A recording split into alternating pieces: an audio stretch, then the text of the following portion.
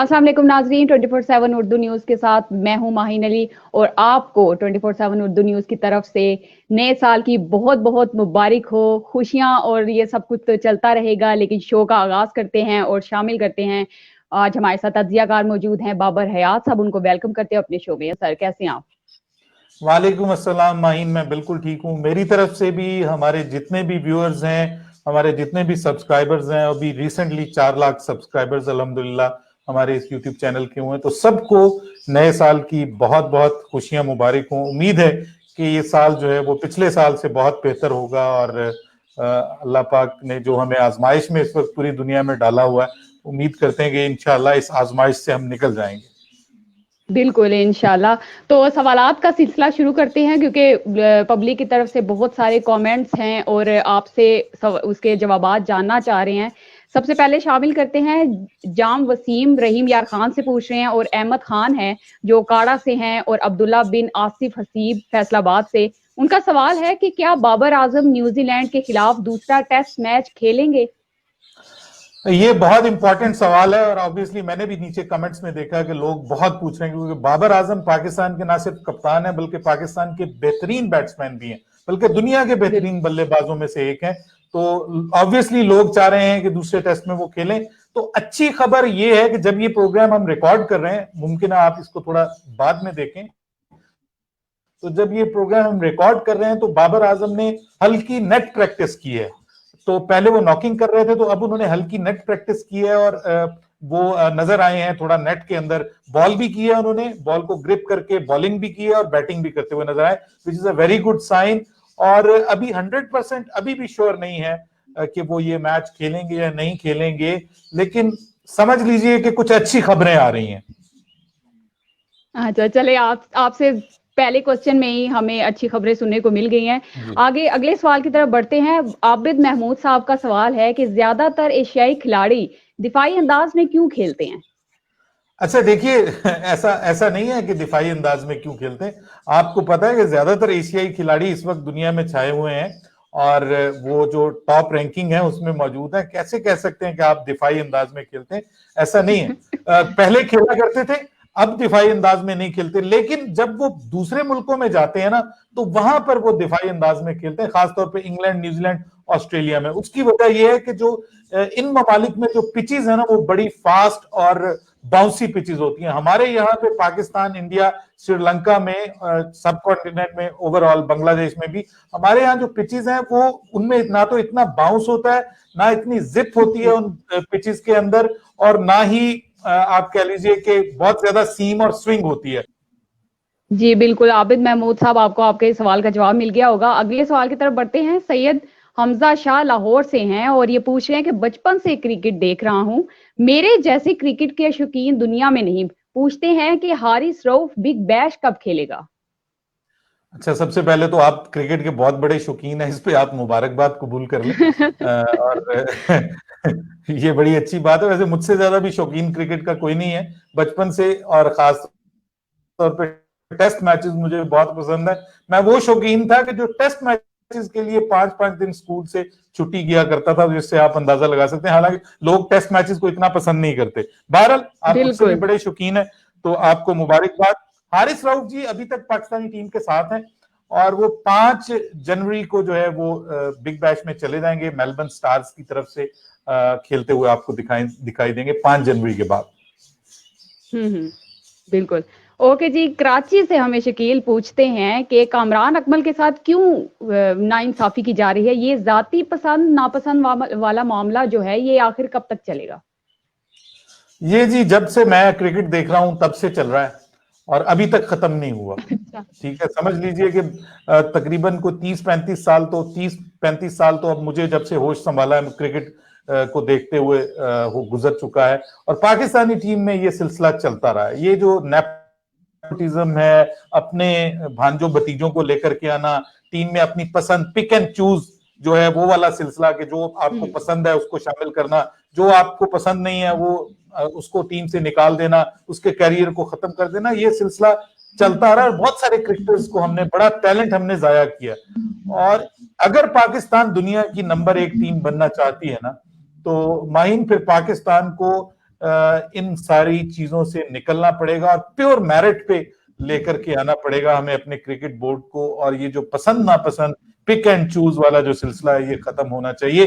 कामरान अकमल के साथ बहुत नाइंसाफी हुई है। इस वक्त वो दुनिया के किसी भी मुल्क में होता तो कम से कम T20 क्रिकेट अपनी टीम की तरफ से वो जरूर खेल रहा होता, लेकिन ऐसा नहीं है। बहुत सारे खिलाड़ी ऐसे हैं कि जो खेल रहे होते हैं। अभी मोहम्मद आमिर के साथ जो सलूक हुआ है वो भी आपके सामने है कि वो मजबूर हो गया, तंग आ गया कि जी मैं क्रिकेट ही छोड़ दूं। हालांकि मोहम्मद आमिर इस वक्त दुनिया में किसी भी मुल्क में हो तो उसको हंस के जो है वो अपनी टीम में शामिल किया जाएगा। पाकिस्तान का वाहिद बॉलर है जो आईसीसी की वनडे रैंकिंग में टॉप 10 में शामिल है, लेकिन टीम में शामिल नहीं है। इससे आप अंदाजा लगा सकते हैं कि यहाँ पे क्या हालात हैं। बिल्कुल। अच्छा, अब्दुल्ला बिन आसिफ हैदराबाद पाकिस्तान से और भारत से हमें मोहम्मद कैफ पूछ रहे हैं और सैफ अली अब्बासी हैं।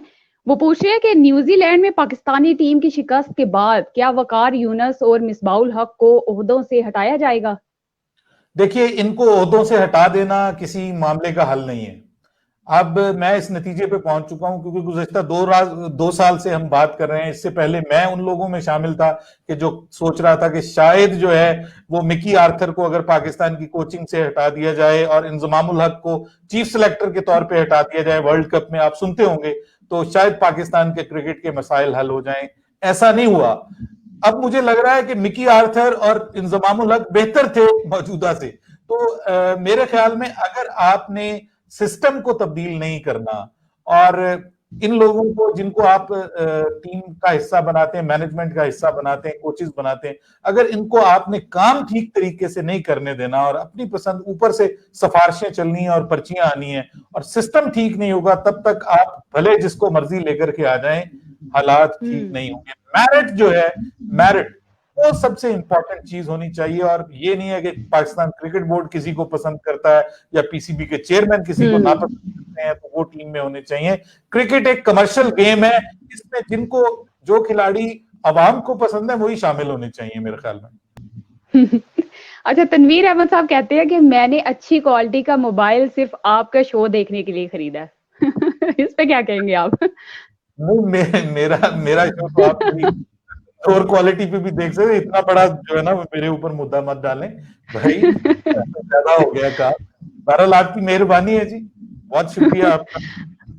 अच्छा, एक भाई ने अपना नाम नहीं बताया, सऊदी अरब से हैं। वो पूछ रहे हैं कि शान मसूद और हारिस सुहेल की क्या परफॉर्मेंसेस हैं, उनको बार बार टीम में क्यों शामिल कर दिया जाता है? देखिए, अगर इनकी परफॉर्मेंसेस नहीं है तो फिर इनकी जगह किसको शामिल किया जाए? फिर नए लड़कों को शामिल किया जाएगा, वो परफॉर्म नहीं करेंगे। ऑब्वियसली कोई भी लड़का अगर आप नया डालेंगे तो जरूरी नहीं है कि वो जो है वो बहुत हर वक्त ही परफॉर्म करे। तो स्टार्ट में मुमकिन है वो नाकाम हो जाए, तो फिर उसको उतना मौका नहीं दिया जाता, क्योंकि प्रेशर हम लोग, मैं और आप, प्रेशर बहुत जनरेट करते हैं टीम के ऊपर। और हम कहते हैं कि जनाब जो आए वो पहली जो इनिंग्स है डेब्यू के ऊपर सेंचुरी करे और फिर सेंचुरी ही करता रहे, तो ऐसा पॉसिबल नहीं है। शान मसूद मेहनती खिलाड़ी है, उसने बहुत इंप्रूव किया। इंग्लैंड में भी वो पाकिस्तान की तरफ से अच्छा खेला है। ओपनिंग जोड़ी पाकिस्तान की आबिद अली और इन दोनों की अच्छी खेली है। जहां पे इस वक्त वो खेल रहे हैं ना, पहली जो आप कह लीजिए कि जो कंडीशंस है न्यूजीलैंड में, वहां सारे एशियन खिलाड़ी आके टांगे कांपती हैं। इंडिया की भी कांपती हैं, श्रीलंका भी कांपती है। इंडिया तो आपको पता है क्लीन स्वीप हुआ है यहाँ पे टेस्ट मैचेस में। तो ये हम नहीं कह सकते कि एक मैच में अगर वो नहीं चले, मुमकिन है अगले मैच में आपको शान मसूद सेंचुरी करता हुआ दिखाई दे, तो फिर क्या कहेंगे आप? बिल्कुल बिल्कुल। अच्छा, डेरा इस्माइल खान से जाहिद गुलजानी पूछ रहे हैं कि बाबर आजम वाले केस का क्या बना? भाई वो अभी तक तो जो है वो, जिसको हम कह सकते हैं कि वो दबा हुआ है वो केस, और उम्मीद करते हैं कि वो दबा ही रहे। वो केस जो है वो दोबारा सामने नहीं आना चाहिए, क्योंकि बाबर आजम को हम खोने का बिल्कुल वो हम उसके लिए तैयार भी नहीं है और हम उस काबिल भी नहीं है कि हम बाबर आजम को खो सकें। पहले टेस्ट मैच में ही हमें पता चल गया है। तो बाबर आजम हमारे लिए बहुत जरूरी है और उम्मीद करते हैं कि इंशाल्लाह ये मामला कुछ उसलूबी से हल हो जाएगा और बाबर आजम हमें पहले की तरह, बल्कि पहले से भी बेहतर क्रिकेट खेलते हुए दिखाई। बिल्कुल जी, इंशाल्लाह। ओके जी। मोहम्मद शहजाद कोयटा से हैं, अली रजा फैसलाबाद से, और पूछ रहे हैं कि पीएसएल के गैर मुल्की खिलाड़ियों का ऐलान कब तक होगा? ये बस जल्दी होने वाला है कि 2-4 दिनों के अंदर अंदर इंशाल्लाह इसी वीक के अंदर आपको ऐलान होता हुआ दिखाई देगा, क्योंकि जनवरी के सेकंड वीक में जो है वो ड्राफ्ट होगा तो ऐलान हो जाएगा। बस तैयार रहें, किसी वक्त भी हो सकता है। ठीक हो गया। अच्छा, कश्मीर से हारून मजीद हैं, पूछ रहे हैं कि साउथ अफ्रीका के खिलाफ सीरीज में हसन अली खेलेगा कि नहीं? जी बिल्कुल, बहुत ज्यादा चांसेस हैं हसन अली खेलेगा, क्योंकि उसने कायद-ए-आज़म ट्रॉफी में बहुत शानदार परफॉर्म किया और अब वो फुली फिट है और पाकिस्तान को हसन अली की जरूरत भी है। तो वो इंशाल्लाह आपको हसन अली जो है वो टीम का हिस्सा होते हुए दिखाई देंगे इंशाल्लाह, और असद शफीक भी टीम का हिस्सा बनते हुए आपको दिखाई देंगे। सो पाकिस्तान एक बेहतर टीम के साथ होपफुली जनूबी अफ्रीका के खिलाफ खेलेगा। अच्छा जी, मोहम्मद अहमद पूछ रहे हैं कि अगर आईसीसी आपको वर्ल्ड 11 बनाने का मौका दे तो आप किस किस को वर्ल्ड 11 में शामिल करेंगे और कप्तान कौन होगा उसका? देखिए, मेरी जो वर्ल्ड 11 होगी ना, उसका कप्तान तो केन विलियमसन होगा, because I love him being a player as well as being a captain. So मेरे ख्याल में तो वो कप्तान तो वो होगा। बाकी टीम क्या होगी अगर मैं बताना शुरू कर दूं तो टाइम ज्यादा लग जाएगा। मैं एहतियातन ये कर रहा हूं कि जो बाकी टीम मेरी पूरी प्लेइंग 11 है वो मैं आपको नीचे डिस्क्रिप्शन में उसका वो पूरा दे दूंगा, तो आप वहां से पढ़ लीजिएगा। कप्तान मेरा जो है वो ऑब्वियसली केन विलियमसन है, और मेरी प्लेइंग 11 में बाबर आजम भी जरूर होंगे। चले जी, आप नोट डाउन कर ले। ओके जी, बहुत से लोगों के सवालात थे, लेकिन क्योंकि टाइम की कमी की वजह से हम उनके तमाम सवाल को शामिल नहीं कर सके, लेकिन हम अगले प्रोग्राम में उन तमाम सवालात को भी शामिल करेंगे। तो 24/7 उर्दू न्यूज़ देखते रहें। माहीन अली को इजाजत दीजिए और सब्सक्राइब करना, लाइक करना, शेयर करना मत भूलिएगा। माहीन अली को इजाजत दीजिए, अगले प्रोग्राम में फिर मुलाकात होगी। तब तक के लिए अल्लाह हाफिज।